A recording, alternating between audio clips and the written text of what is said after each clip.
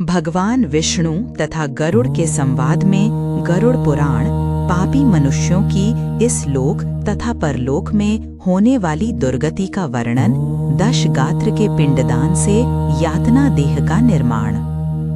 धर्म ही जिसका सुदृढ़ मूल है, वेद जिसका स्कंध है, पुराण रूपी शाखाओं से जो समृद्ध है, यज्ञ जिसका पुष्प है और मोक्ष जिसका फल है, ऐसे भगवान मधुसूदन रूपी पादप जैसे वृक्ष सबको आश्रय देता है, वैसे ही भगवान भी अपने चरणारविंद में आश्रय देकर सबकी रक्षा करते हैं। इसीलिए भगवान मधुसूदन को यहाँ पादप वृक्ष की उपमा दी गई है।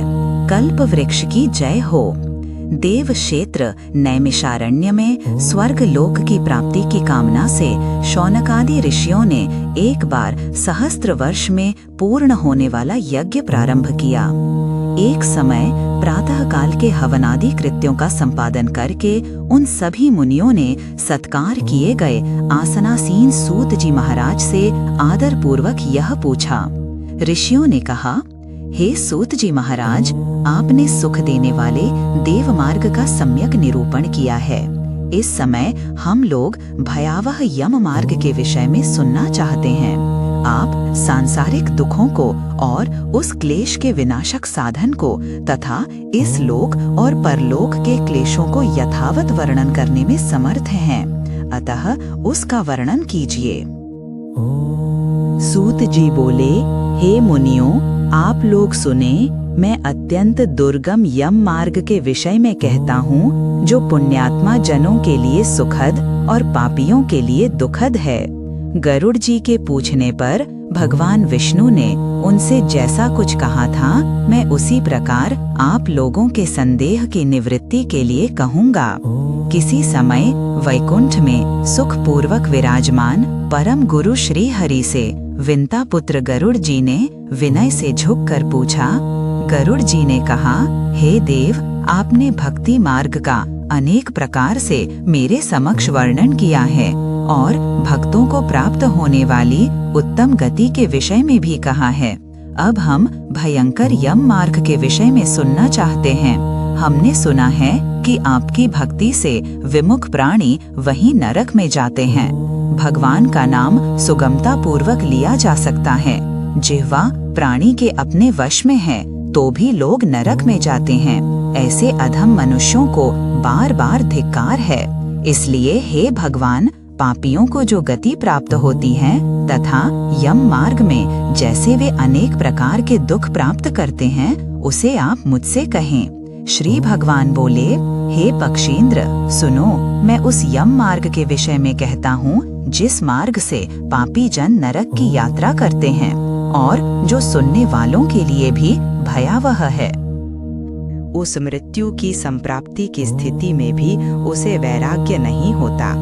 उसने जिनका भरण पोषण किया था उन्हीं के द्वारा उसका भरण पोषण होता है। वृद्धावस्था के कारण विकृत रूप वाला और मरणाभिमुख वह व्यक्ति घर में अवमानना पूर्वक दी हुई वस्तुओं को कुत्ते की भांति खाता हुआ जीवन व्यतीत करता है। वह रोगी हो जाता है, उसे मंदाग्नि हो जाती है और उसका आहार तथा उसकी सभी चेष्टाएं कम हो जाती हैं। प्राण वायु के बाहर निकलते समय आंखें उलट जाती हैं, नाड़ियां कफ से रुक जाती हैं, उसे खांसी और श्वास लेने में प्रयत्न करना पड़ता है तथा कंठ से घुर-घुर से शब्द निकलने लगते हैं। चिंता मग्न स्वजनों से घिरा हुआ तथा सोया हुआ वह व्यक्ति कालपाश के वशीभूत होने के कारण बुलाने पर भी नहीं बोलता। इस प्रकार कुटुंब के भरण पोषण में ही निरंतर लगा रहने वाला अजितेंद्रिय व्यक्ति अंत में रोते बिलखते बंधु बांधवों के बीच उत्कट वेदना से संज्ञा शून्य होकर मर जाता है। हे गरुड़, उस अंतिम क्षण में प्राणी को व्यापक दिव्य दृष्टि प्राप्त हो जाती है, जिससे वह लोक परलोक को एकत्र देखने लगता है। अतः चकित होकर वह कुछ भी नहीं कहना चाहता। यमदूतों के समीप आने पर भी सभी इंद्रियां विकल हो जाती हैं, चेतना जड़ीभूत हो जाती है और प्राण चलायमान हो जाते हैं। आतुरकाल में प्राण वायु के अपने स्थान से चल देने पर एक क्षण भी एक कल्प के समान प्रतीत होता है और 100 बिच्छुओं के डंक मारने जैसी पीड़ा होती है। वैसी पीड़ा का उस समय उसे अनुभव होने लगता है। वह मरणासन व्यक्ति फेन उगलने लगता है और उसका मुख लार से भर जाता है। पापी जनों के प्राणवायु अधोद्वार गुदामार्ग से निकलते हैं। उस समय दोनों हाथों में पाश और दंड धारण किए, नग्न, दांतों को कटकटाते हुए, क्रोधपूर्ण नेत्र वाले यम के 2 भयंकर दूत समीप में आते हैं। उनके केश ऊपर की ओर उठे होते हैं। वे कौवे के समान काले होते हैं और टेढ़े मुख वाले होते हैं तथा उनके नख आयुध की भांति होते हैं। उन्हें देखकर भयभीत हृदय वाला वह मरणासन्न प्राणी मल मूत्र का विसर्जन करने लगता है। अपने 5 भौतिक शरीर से हाय हाय करते हुए निकलता हुआ तथा यम दूतों के द्वारा पकड़ा हुआ वह अंगुष्ठ मात्र प्रमाण का पुरुष अपने घर को देखता हुआ यम दूतों के द्वारा यातना देह से ढक करके गले में बलपूर्वक पाशों से बांधकर सुदूर यम मार्ग यातना के लिए उसी प्रकार ले जाया जाता है जिस प्रकार राजपुरुष दंडनीय अपराधी को ले जाते हैं। इस प्रकार ले जाए जाते हुए उस जीव को यम के दूत तर्जना करके डराते हैं और नरकों के तीव्र भय का पुनः पुनः वर्णन करते हैं, सुनाते हैं। यमदूत कहते हैं, रे दुष्ट, शीघ्र चल, तुम यमलोक जाओगे। आज तुम्हें हम सब कुंभीपाक आदि नरकों में शीघ्र ही ले जाएंगे। इस प्रकार यमदूतों की वाणी तथा बंधु बांधवों का रुदन सुनता हुआ वह जीव जोर से हाहाकार करके विलाप करता है और यमदूतों के द्वारा प्रताड़ित किया जाता है। यमदूतों की तर्जनाओं से उसका हृदय विदीर्ण हो जाता है। वह कांपने लगता है। रास्ते में कुत्ते काटते हैं और अपने पापों का स्मरण करता हुआ वह पीड़ित जीव यम मार्ग में चलता है। भूख और प्यास से पीड़ित होकर सूर्य, दावाग्नि एवं वायु के झोंकों से संतृप्त होते हुए और यमदूतों के द्वारा पीठ पर कोड़े से पीटे जाते हुए उस जीव को तपी हुई बालुका से पूर्ण तथा विश्राम रहित और जल रहित मार्ग पर असमर्थ होते हुए भी बड़ी कठिनाई से चलना पड़ता है। थक कर जगह जगह गिरता और मूर्छित होता हुआ वह पुनः उठकर पापी जनों की भांति अंधकारपूर्ण यमलोक में ले जाया जाता है। 2 अथवा 3 मुहूर्त में वह मनुष्य वहां पहुंचाया जाता है और यमदूत उसे घोर नरक यातनाओं को दिखाते हैं। मुहूर्त मात्र में यम को और नारकीय यातनाओं के भय को देखकर वह व्यक्ति यम की आज्ञा से आकाश मार्ग से यमदूतों के साथ पुनः इस लोक मनुष्य लोक में चला आता है। मनुष्य लोक में आकर अबादी वासना से बद्ध वह जीव देह में प्रविष्ट होने की इच्छा रखता है, किंतु यमदूतों द्वारा पकड़कर पाश में बांध दिए जाने से भूख और प्यास से अत्यंत पीड़ित होकर रोता है। हे तार्क्ष्य, वह पातकी प्राणी पुत्रों से दिए हुए पिंड तथा आतुर काल में दिए हुए दान को प्राप्त करता है तो भी उस नास्तिक को तृप्ति नहीं होती। पुत्रादि के द्वारा पापियों के उद्देश्य से किए गए श्राद्ध, दान तथा जलांजलि उनके पास ठहरती नहीं। अतः पिंडदान का भोग करने पर भी वे क्षुधा से व्याकुल होकर यम मार्ग में जाते हैं। जिनका पिंडदान नहीं होता वे प्रेत रूप में होकर कल्प पर्यंत निर्जन वन में दुखी होकर भ्रमण करते रहते हैं।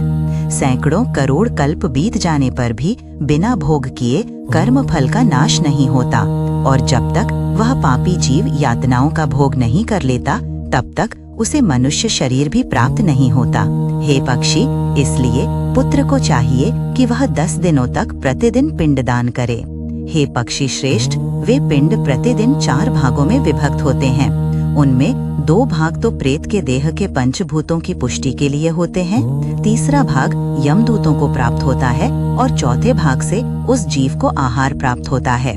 9 रात दिनों में पिंड को प्राप्त करके प्रेत का शरीर बन जाता है और 10वें दिन उसमें बल की प्राप्ति होती है।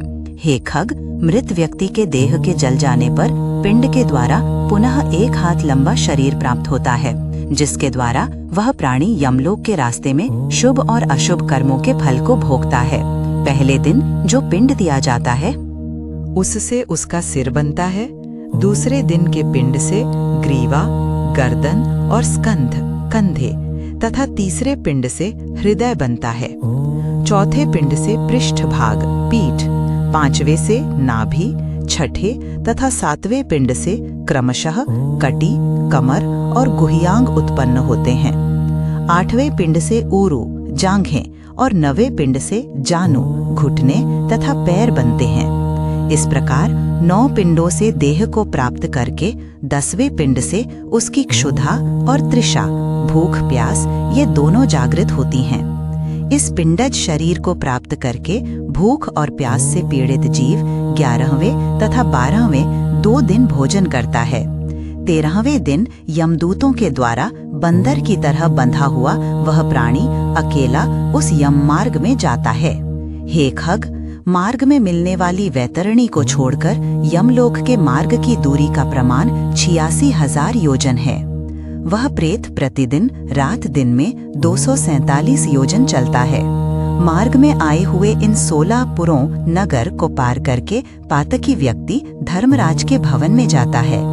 1 सौम्यपुर, 2 सौरीपुर, 3 नगेंद्र भवन, 4 गंधर्वपुर, 5 शैलागम, 6 क्रोंचपुर, 7 क्रूरपुर, 8 विचित्र भवन, 9 बहवापदपुर, 10 दुखदपुर, 11 नानाक्रंदपुर, 12 सुतप्त भवन, 13 रौद्रपुर, 14 पयोवर्षणपुर, 15 शीताढ्यपुर तथा 16 बहुभीतिपुर को पार करके इनके आगे यमपुरी में धर्मराज का भवन स्थित है। यमराज के दूतों के पाशों से बंधा हुआ पापी जीव रास्ते भर हाहाकार रोता हुआ अपने घर को छोड़ करके यमपुरी को जाता है।